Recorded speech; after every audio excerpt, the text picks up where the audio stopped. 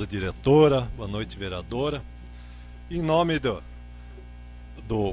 nosso secretário Bento, da Arlete e da Anelore, eu quero cumprimentar a todas as pessoas aqui presentes hoje. Quero mandar um abraço especial também aos internautas, que eu sei que tem várias famílias que acompanham, que são assíduas, tanto quanto o Cid e o seu Eliseu, que toda semana estão aqui acompanhando, sabe de cor e salteado quem é quem aqui dentro. A imprensa também, meu grande abraço a todos. Senhor presidente, semana passada eu não pude participar dessa sessão, fui acometido de uma leve dor na garganta, com um pouco de febre, e ainda não estou muito legal. E me parece que tocaram no meu nome aqui nesta casa, falando de algumas coisas acontecidas. E só quero fazer uma correção, vereador Sandro, que tocou no meu nome, dizer que o ditado popular correto é: quem não tem competência não se estabelece, não quem tem medo. Esse é um ditado popular. E eu vou dizer uma coisa para Vossa Excelência sabe que eu não tenho medo de nada. E eu sempre digo assim, ó, o único ser humano, se estivesse vivo, que poderia dar tapa na minha cara seria o meu pai, mais ninguém. E até hoje não existe um homem que nasceu que me intimide, porque dentro dos meus propósitos, dentro daquilo que eu fui eleito, jamais vou me intimidar com quem quer que seja. Quando eu estiver errado, eu vou pedir desculpas, sempre, sempre. Vou pedir desculpa, peço perdão se for o caso. Mas dentro da minha razão, daquilo que eu julgo certo, eu vou questionar sempre. E falando nisso, senhor presidente, o que me incomoda muito, é o estado letárgico que vive a administração federal em nosso país. Eu não consigo admitir que um partido, embora nós tenhamos excelentes políticos dentro do PT, que um partido que está praticamente há 12 anos deixa o nosso país do jeito que está. Todos sabem, já falei inúmeras vezes aqui, que eu nunca fui adepto das atitudes do ex-presidente Lula e muito menos desse governo. Salvo alguns pequenos programas que são importantes, que são bons, a grande maioria, quando se fala em governo federal, deixa a desejar, vereador Aires. Poderia ser do meu partido que estivesse no poder. Eu estaria aqui combatendo e falando o que eu penso, porque esse é o espaço que eu conquistei através do voto e que vou falar. Quando muita gente aqui diz assim, e daí? E daí o quê? Daí isso, Porto União é Brasil. Os recursos que deixam de vir para cá, que são mal utilizados na saúde, na educação, que a nossa educação ainda é péssima, porque o Brasil gasta cerca de R$900 por ano por habitante, quando os Estados Unidos gastam R$9.000, aí deixa até uma secretaria com menos recursos, com o prefeito municipal tendo que tirar dinheiro de outras áreas para investir na educação, porque eles têm a obrigatoriedade. E nós sabemos que o prefeito Anísio, sabemos que o secretário Bento, junto com seus colaboradores, boa parte deles, fazem o que pode, até o que não pode fazem. Agora, quando se fala em crescimento do país, o Brasil está inchando nas pessoas, está inchando demograficamente falando, não está crescendo. Se não fosse o PIB, se não fosse o agronegócio ano passado, já falei aqui, ó, não teríamos um PIB decrescente. Agora, com uma projeção de 2% ao ano, com uma inflação de 7 ou 8% que vai dar esse ano, eu quero ver o que vai acontecer com esse país daqui a 4 ou 5 anos. A violência, então, nesse país não dá mais para ver TV. Não dá mais para ter feriado porque morrem centenas de pessoas nas estradas, porque não se investe na infraestrutura. Não se investe nas estradas, não temos ferrovias para escoar esse pujante Brasil agrícola que nós temos. Pessoas que trabalham dia por dia, que eu trabalho com agricultura, o que está acontecendo? Agora, vereador Aires, o programa Mais Médico, conversando com um médico especialista desse feriadão aí, falou que é a maior enganação que pode ter. E vou dizer por quê. Um médico que recebe R$6 por consulta, eu vou pagar R$200 para um professor dar aula para ver o entusiasmo que ele vai dar aula. R$6 por consulta, qual que é o médico que vai querer trabalhar? Agora, se pegássemos os R$10.000 desses médicos e pagássemos os que temos, não precisaríamos importar médicos de Cuba. Os Estados Unidos têm médico de Cuba, sim senhor, só que lá eles não aceitaram pagar R$900 para o médico, R$2.500 para a família e o resto para o Raul Castro.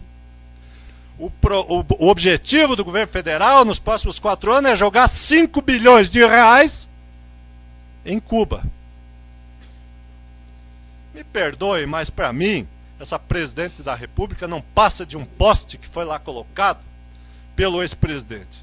Primeiro porque o primeiro marido dela foi um sequestrador de avião que sequestrou um avião aqui do Sul e mandou para Cuba lá com 100 pessoas a bordo. O segundo marido dela foi um assaltante de banco. Ela não tem experiência administrativa nenhuma. Eu não concordo com esse governo, eu não aceito esse governo porque não vejo as coisas acontecendo nesse governo. As poucas coisas que acontecem, muito pouco pelo que se paga, recordes em cima de recorde de arrecadação. Vamos chegar à casa de R$1,5 trilhão de impostos esse ano. A questão da Copa, senhor presidente, questão da Copa, R$80 bilhões investido em estádios, que o menor ingresso vai custar R$500. Eu quero saber daqui quem que vai lá. Está esgotado, parece, né? Então é para os ricos, não é para os pobres. R$80 bilhões, colocaríamos mais postos de saúde no Rio Grande do Sul, governado pelo Tarso Genro, que essa semana mulheres deram parto na rua, porque não tinha atendimento. Na Bahia, a Polícia Federal não precisava fazer greve do governo Jacques Wagner, adepto fiel do governo federal. No Rio de Janeiro, o que acontece no Rio de Janeiro? O Estado bilionário que recebe bilhões de royalties do petróleo, virado em guerra civil. Em São Paulo, prefeito do governo federal, esse ano foram queimados 426 ônibus do povo. Então eu não vejo outra situação senão o estado precário. Na Bahia, o presídio de Pedrinhas, vocês viram o que está acontecendo lá. E não é só lá, é o Brasil inteiro. Não vou dizer que os outros governos foram melhores, foram inclusive pior. A única coisa que eu me lembro de bom da democracia foi o governo Fernando Henrique, que estabilizou a economia através do Plano Real. Agora ele fez um monte de coisa ruim também. Agora, se você está lá, você tem a obrigação de fazer direito aquilo que você se propôs. Como é o prefeito Anísio, homem de extremo bom senso, que está aí tentando fazer o melhor dele junto com a sua equipe. Então, senhor presidente, esse é o meu discurso para a noite de hoje.